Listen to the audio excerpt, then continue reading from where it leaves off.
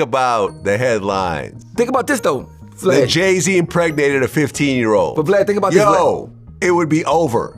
But you already got some. No more Super Bowl. But you already won. A 15-year mystery, a billionaire icon, a son who says he only wants the truth. Tonight, we're cutting through the noise on the long-running claim that Jay-Z is the biological father of Rymir Satterthwaite, and the swirl of rumors dragging Beyoncé into the storm. We'll separate what courts actually did from what the internet thinks happened, and we'll show you the few real signs that would change everything if they appear. By the end, you'll know what's verified, what's speculation, and what to watch next. Do you believe wholeheartedly that Jay's your father? I really do. And if it's not, why you can't prove me wrong? Like it's not far as a proving me wrong thing. It's go to the courtroom and basically do what everybody else would have to do. Like it's not, you don't have to prove me wrong. I just want the truth. Honestly, I can take a no. Let's start with the person at the center. Rymir Satterthwaite has spent years publicly saying Jay-Z is his biological father. He talks about this calmly and consistently. He said he isn't chasing a bag or trying to tear down a family. He says he wants clarity, recognition, and closure. According to Rymir, his late mother told him she had a brief encounter with Jay-Z when she was a teenager and he was in his early 20s. He says he grew up with that story, and as an adult, he tried to do the responsible thing, bring his claim to court and ask for a DNA test. He's repeated that same line for years. "I'm not asking for money, I want the truth." Those are his words. Now, two things can be true at once. One, you can feel empathy for someone who says he's searching for identity. Two, you still need evidence that meets a courtroom standard. That tension, human emotion versus legal proof, is exactly why this story keeps resurfacing. Let's get the paper trail straight, because this is where rumors start to spin. More than a decade ago, a Pennsylvania court ordered genetic testing involving the man listed on Rymir's birth certificate at the time. That testing showed the listed man wasn't the father. That was a real result, but it didn't produce a DNA comparison with Jay-Z. Later, that case was dismissed on procedural grounds. That means the court didn't issue a final ruling about who the father is. It ended because of how and where the case was filed, not because a judge declared a truth about paternity. Years later, filings moved to New Jersey. Again, the legal fight hinged on technical issues, things like jurisdiction and whether the named defendant had sufficient ties to that state. Those cases were dismissed without a court saying, "Yes, you are," or "No, you're not the father." It's frustrating to watch, but this is how legal systems work. Process first, proof later. Another important piece in this timeline. At one point, a New Jersey court entered an order restricting related refilings without the court's permission. That order has been cited by Jay-Z's side as protection against repetitive litigation. It's a procedural shield. It does not answer the core paternity question. It does, however, make new filings harder unless they're packaged in a way the court accepts. In short, there have been filings, dismissals, and at least one order to slow down repetitive claims. There's not been a court-ordered DNA test comparing Jay-Z to Rymir that the public has seen. There has not been a judicial finding that Jay-Z is or is not the father. Those are the facts on the record. Every time this story spikes, Beyoncé's name gets dragged into headlines that make it feel like her world is collapsing. You've seen the thumbnails.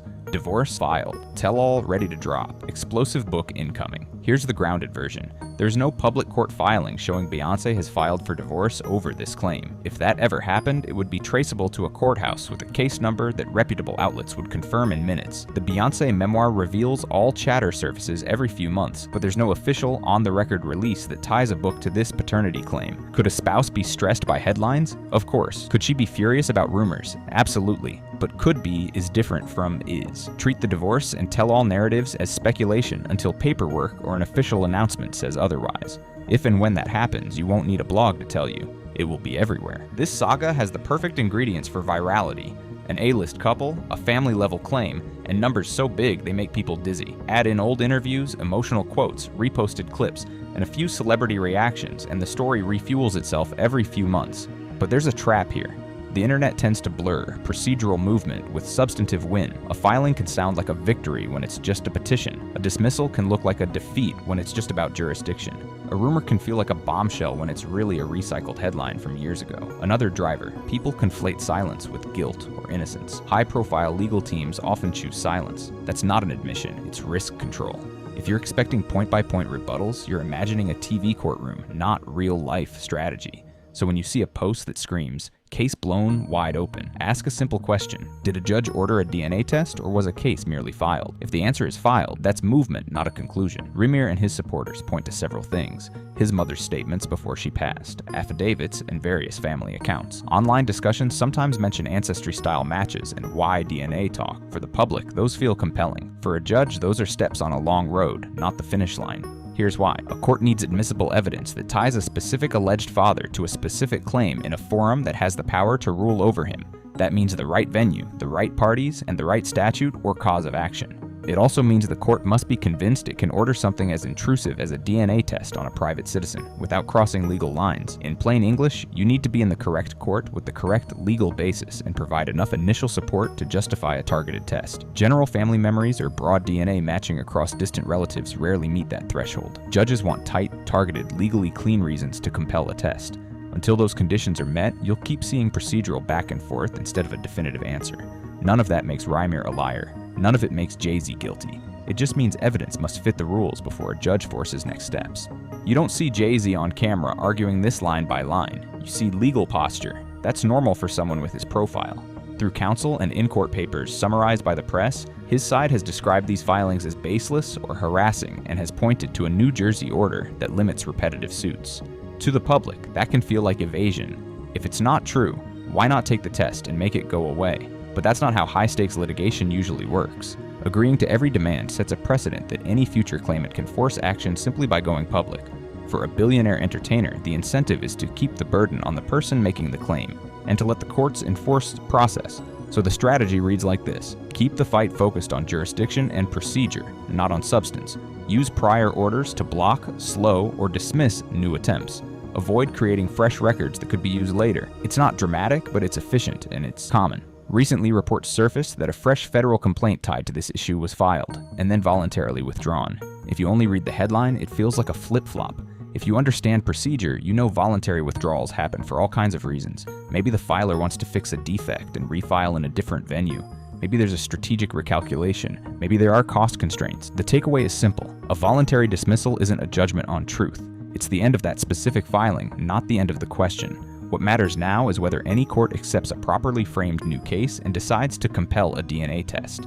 Until then, expect the cycle to repeat. Rumor, filing, comment, dismissal, silence, then another spike when someone posts an old clip as if it's new. Here's how you cut through the noise from now on. There are only 4 developments that truly move this out of rumor territory. 1. A judge orders a DNA test that specifically names Jay-Z and Rymir. Not a petition asking for it, not a rumor that it's coming. An actual order on the docket.